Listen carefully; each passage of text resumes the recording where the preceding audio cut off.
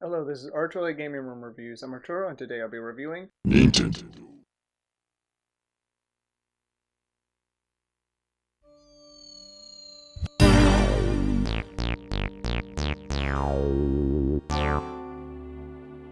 So, I got Luigi's Mansion, several years ago, around 2010, and I played it, then I stopped because there was a part that I was stuck on and I couldn't figure it out, so I put it away for a while, and then I think within a year after that, I had to end up looking into it and figuring out how to get past it, and I did pass it, and after fully completing it and then playing it a second time, speed run for a video project I was doing at the time, beating it. Yeah, so I basically beat this game twice. So what do I think of this game, Luigi's Mansion? The very first Luigi's Mansion game for the Gamecube. Well, that's why you're here. Today I'm going to be reviewing Luigi's Mansion. The very first one to start it all. Let's go.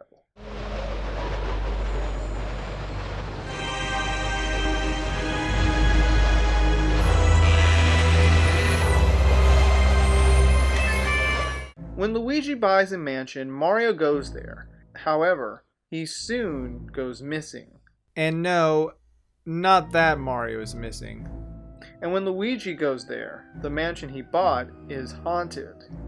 He soon meets Professor E. Gadd, who sucks up a ghost with a machine. Gadd will soon give Luigi the machine to suck up the ghost and save his brother. But during the course of the game, he will end up opening Boo's and the king of them all. He will now be loose to roam the mansion. Luigi now has to suck up all the ghosts and the Boos to save his brother from King Boo.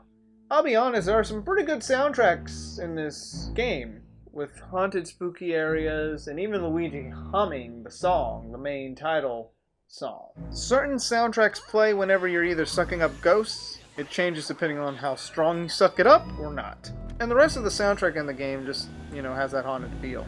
But besides Luigi singing the song, you see Luigi's face expression. Poor Luigi.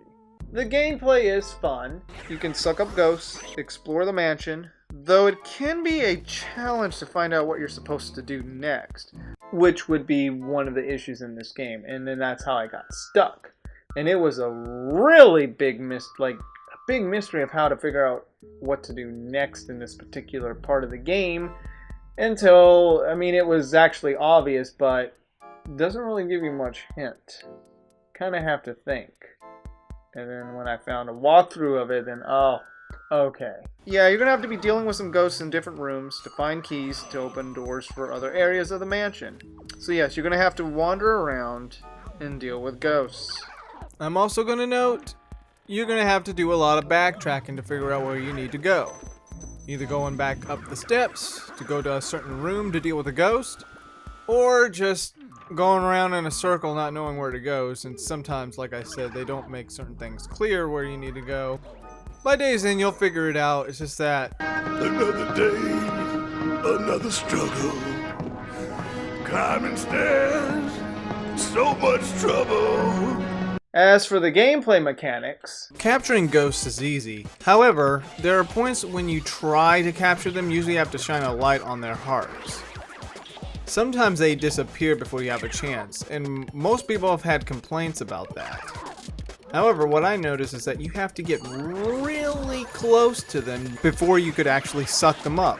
I found that a lot easier to suck up ghosts by getting really close to them, instead of shining it too far off. Funny, you both have to get close in Luigi's Mansion and Fatal Frame just to get a better attack. Funny coincidence, these two games came out the same year. Isn't that just coincidence? Coincidence? I think not. I will also mention you need to be careful of certain doors. Certain doors can actually hurt you because they're fake. After you capture each ghost, the professor will put them in a frame, and then there's also the gallery that you could inspect the ghosts. There's also a training room to train your skills. On top of that, you could also suck up coins and papers along with gold, diamonds that you find. Value-wise, they don't really mean anything. It's more of a score that you could keep track of. The controls are good, and when you have to suck up a ghost, you have to pull on the analog stick with your thumb. And depending on the pull, will suck them up a lot quicker. Though when you move Luigi, I will say that he walks slow.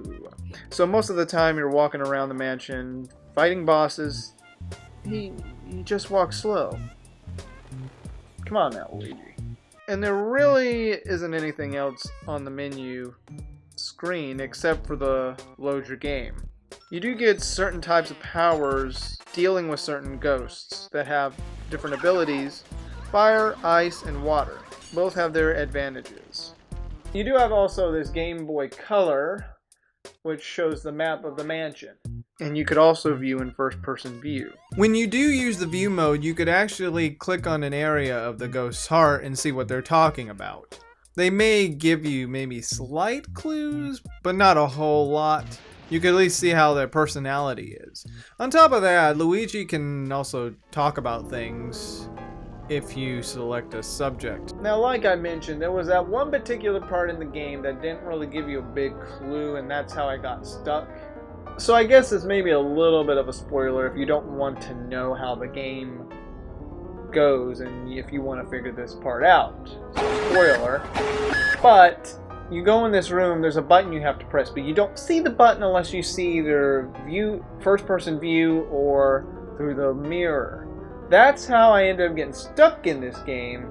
I didn't come back until like a year after watching a video how to get through that part. Because I did come back to it a few times that same year, but couldn't figure out what to do. So all in all, the game kind of makes you try to figure out what to do next. You gotta try to get past obstacles or challenges just to progress.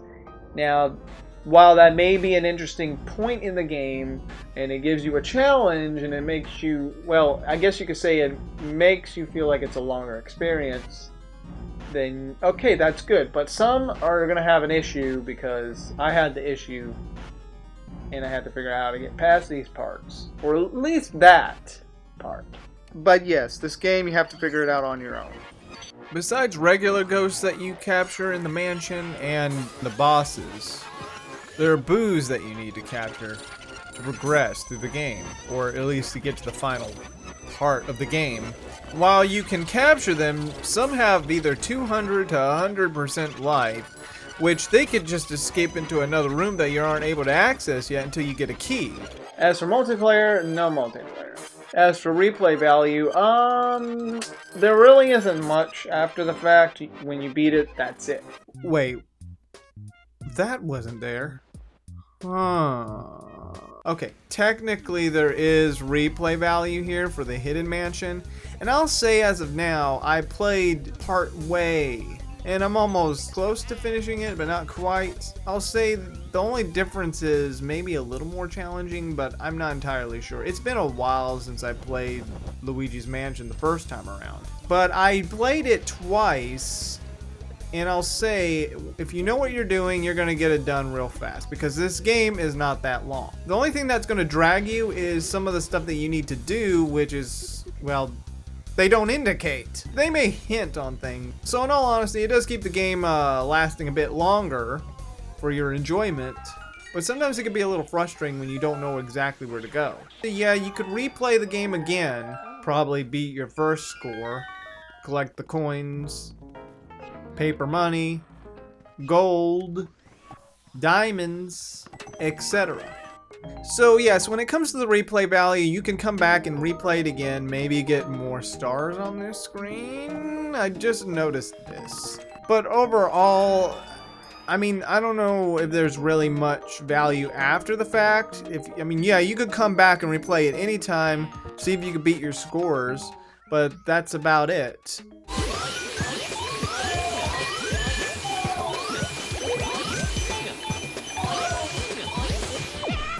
Luigi's Mansion was a pretty decent game. It does feel a lot like Ghostbusters. If you like that film, you would like this game, except with the Super Mario Bros. Series mixed with it. It is a clever game with some obstacles that you have to figure out on your own, which may be interesting for some to, think. But on the other hand, some people are going to have a hard time trying to figure out these obstacles, and they may have to end up researching how to get past this part because it's not very clear of what you're supposed to do. All in all, I think I would give the first one a 7 out of 10.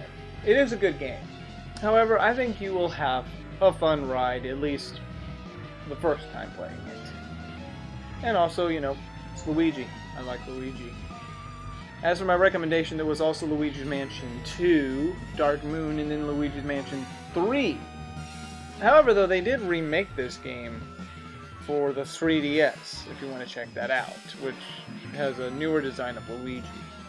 Well, this is Arturelia Gaming Reviews, signing off. Hi guys, today I'm going to show you how you can suck up a ghost. And you don't really need to buy anything. You really don't need to buy some sort of ghost thing. All you need is a vacuum cleaner. I'm gonna turn it on and I'm gonna show you how to suck up the ghost. See the ghost all over the place. Okay, hold on. There we go. There we go. Alright, it's not big enough, but I'll do it. Why is it dog hair on this thing? Anyway, I'm gonna show you how to suck up the ghost so you turn it on. Start! I'm sucking the ghost up! I'm sucking the ghost up! I'm sucking the ghost up!